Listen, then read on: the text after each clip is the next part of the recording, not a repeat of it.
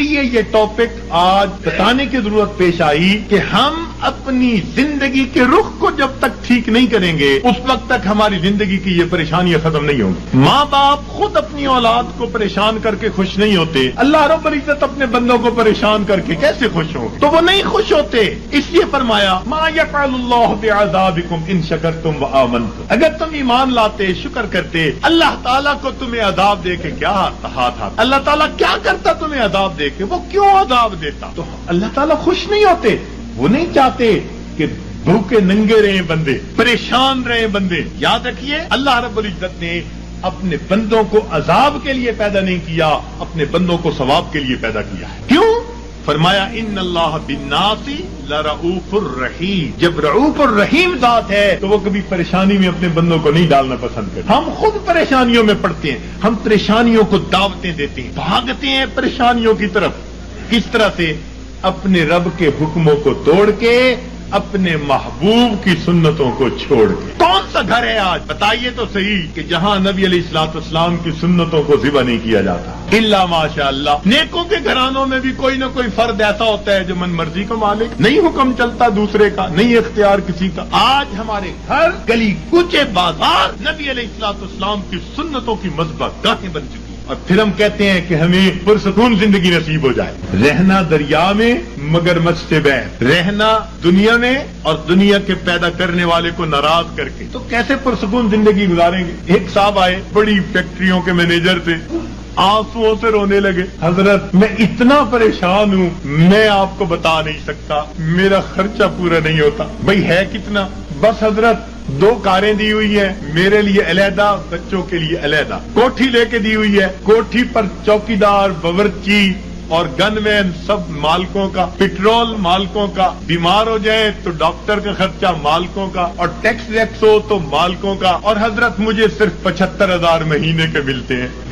75,000 مہینے کے ملتے ہیں, سارے باقی خرچے مالکوں کے, اور آنسوؤں سے رو رہا ہے کہ حضرت میرے خرچے پورے نہیں ہوئے.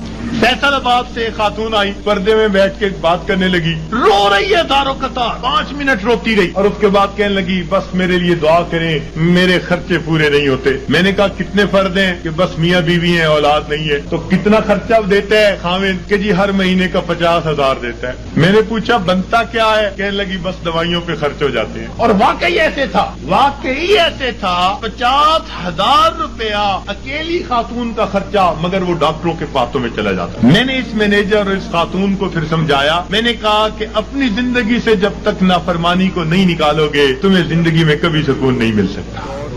تمہارے مال سے اللہ نے برکت نکال لی ہے. تمہارے 75,000 کیا 75 لاکھ بھی ہوں گے تو تمہاری ضرورتوں کو پورا نہیں کریں گے. برکت اللہ تعالیٰ نکال لیتے ہیں. اتنا کماتے ہیں, ضرورتیں اتنی, پریشان. اتنا کماتے ہیں, ضرورتیں اتنی, پھر پریشان. لنگوٹ باندھ باندھ کے میدان میں اترتے ہیں. اب اس پریشانی کو تو ختم کر دینا ہے, اگلی پریشانی اوپر سے آ جاتی. پہلی ختم نہیں ہوتی, دوسری اوپر سے, پھر پریشان پھرتے ہیں. کہتے ہیں جی بس رول رول کے زندگی گزار رہے ہیں. ایک صاحب کہنے لگے کہ جی کسی نے شعر لکھا ہے, ایس دکھی حیاتی دے پینڈیاں وچ, ایس دکھی حیاتی دے پینڈیاں وچ, کدی راہ پہ گئے کدی بھلدے رہ, ایک دیوا امید دا بلدا رہا, لکھ چکھڑ انیریاں دے چلدے رہ, پت جھڑ دے جھڑے ہوئے پتیاں وانگ, اسی تیرے جہان وچ رلدے رہ, پر دامن امید دا چھڈیا نا, اسی نار تقدیر دے گھلدے رہ. میں نے کہا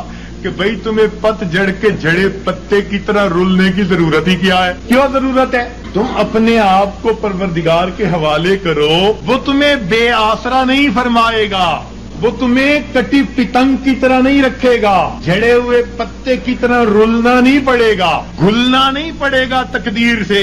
وہ تقدیر بنانے والے کے ساتھ اپنے آپ کو نتھی کر لو, پھر دیکھو کہ وہ پروردگار کیسے سکون اور اطمینان کی زندگی عطا فرما دیتا ہے. تو ہمیں آج جس سے بھی پوچھیں, کوئی کہے گا بھائی نے پریشان کیا, کوئی کہے گا پڑوسی نے پریشان کیا, بیوی نے پریشان کیا, اولاد نے پریشان کیا. ہمیں کسی نے پریشان نہیں کیا, ہمیں ہمارے گناہوں نے پریشان کیا ہوا ہے, ہمیں ہمارے نفس نے پریشان کیا ہوا ہے, ہمیں شیطان نے پریشان کیا ہوا ہے. تو دشمن ہمارے 2 ہی ہیں, نفس اور شیطان. اور دونوں گناہ کروا کے ہمیں پریشان کر دیتے ہیں۔ ہم گناہ کرتے ہیں سکون کی خاطر، اور گناہوں سے اور بے سکونی بڑھتی ہے۔ میر کیا سادہ ہے بیمار ہوئے جس کے سبب اس یتار کے لونڈے سے دوا لیتے ہیں۔ جن کاموں سے پریشان ہوتا ہے بندہ سکون حاصل کرنے کی خاطر ان کاموں کو کرتے پھرتے ہیں۔ تو یاد رکھیے کہ گناہ ظاہر میں خوبصورت نظر آئے، اس میں لذت محسوس ہو، اس میں وقتی طور پر اطمینان محسوس ہو، مگر حقیقی طور پر اس میں دل کی پریشانی ہوا کرتی ہے۔ اور جتنا ہم گناہ کریں گے اتنا ہماری زندگی میں پریشانی آئے گی۔ یہ اللہ والے جو گناہوں سے اپنے آپ کو بچا لیتے ہیں، اللہ تعالیٰ ان کی زندگی کو سکون عطا فرمائے۔